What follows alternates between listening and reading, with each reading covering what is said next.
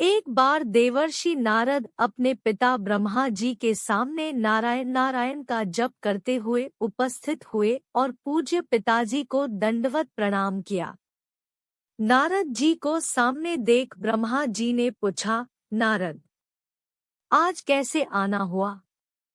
तुम्हारे मुख के भाव कुछ कह रहे हैं। कोई विशेष प्रयोजन है अथवा कोई नई समस्या? नारद जी ने उत्तर देते हुए कहा, पिताश्री, ऐसा कोई विशेष प्रयोजन तो नहीं है। कई दिनों से एक प्रश्न मन में खटक रहा है। आज आपसे इसका उत्तर जानने के लिए उपस्थित हुआ हूँ। तो फिर विलंब कैसा? मन की शंकाओं का समाधान शीघ्रता से कर लेना ही ठीक रहता है। इसलिए निसंकोच अपना प्रश्न पूछो। ब्रह्मा जी ने कहा, पिताश्री, आप सारे सृष्टि के परमपिता है। देवता और दानव आपकी ही संतान है।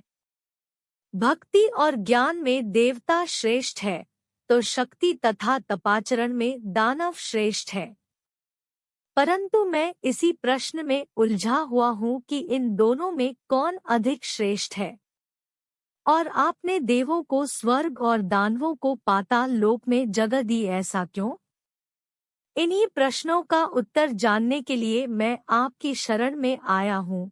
नारद ने ब्रह्मा जी से अपना प्रश्न बताते हुए कहा। नारद का प्रश्न सुन ब्रह्मदेव बोले, नारद, इस प्रश्न का उत्तर देना तो कठिन है और इसका उत्तर मैं नहीं दे पाऊंगा, क्योंकि देव और दानव दोनों ही मेरे पुत्र हैं एवं अपने ही दो पुत्रों की तुलना अपने ही मुख से करना उचित नहीं होगा। लेकिन फिर भी तुम्हारे प्रश्न का उत्तर ढूंढने में मैं तुम्हारी सहायता कर सकता हूँ। तुम आज ही देवों और दानवों दोनों को मेरी ओर से भोजन का निमंत्रण भेजो। कल ही हम उनके लिए भोज का आयोजन करेंगे और कल ही तुम्हें तुम्हारे प्रश्न की देव क्यों स्वर्गलोक में है तथा दानव पातालोक में का उत्तर भी मिल जाएगा। नारद तत्काल ही असुरों और देवों को निमंत्रण दे आए। दूसरे दिन दानव ब्रह्मलोक में भोजन का आनंद लेने के लिए पहुंच गए और उन्होंने पहले पहुंचने के कारण भोजन की पहली शुरुआत खुद से करने के लिए ब्रह्मा जी से आग्रह किया। भोजन की थालियां परोसी गई। दानव भोजन करने के लिए बैठे।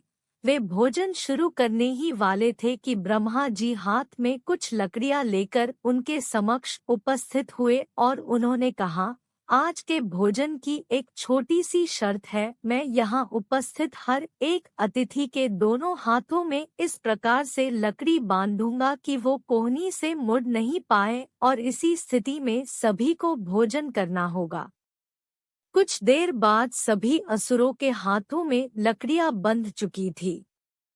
अब असुरों ने खाना शुरू किया, पर ऐसी स्थिति में कोई कैसे खा सकता था? कोई असुर सीधे थाली में मुंह डालकर खाने का प्रयास करने लगा तो कोई भोजन को हवा में उछालकर मुंह में डालने का प्रयत्न करने लगा। दानवों की ऐसी स्थिति देखकर नारद जी अपनी हंसी नहीं रोक पाए। अपने सारे प्रयास विफल होते देख दानव बिना खाए ही उठ गए और क्रोधित होते हुए बोले, हमारी यही दशा ही करनी थी तो हमें भोजन पर बुलाया ही क्यों? कुछ देर पश्चात देव भी यहाँ पहुँचने वाले हैं। ऐसी ही लकड़ियाँ आप उनके हाथों में भी बांधिएगा ताकि हम भी उनकी दुर्दशा का आनंद ले सकें। कुछ देर पश्चात देव भी वहां पहुंच गए और अब देव भोजन के लिए बैठे। देवों के भोजन मंत्र पढ़ते ही ब्रह्मा जी ने सभी के हाथों में लकड़ियां बांधी और भोजन की शर्त भी रखी।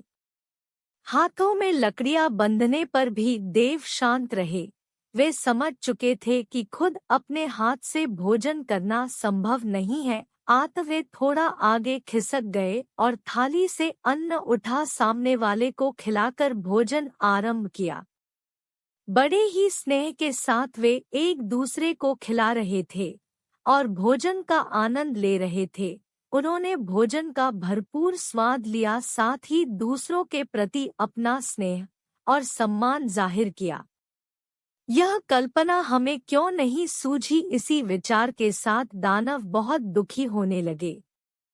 नारद जी यह देखकर मुस्कुरा रहे थे। नारद जी ने ब्रह्मा जी से कहा, पिताश्री, आपकी लीला अगाध है।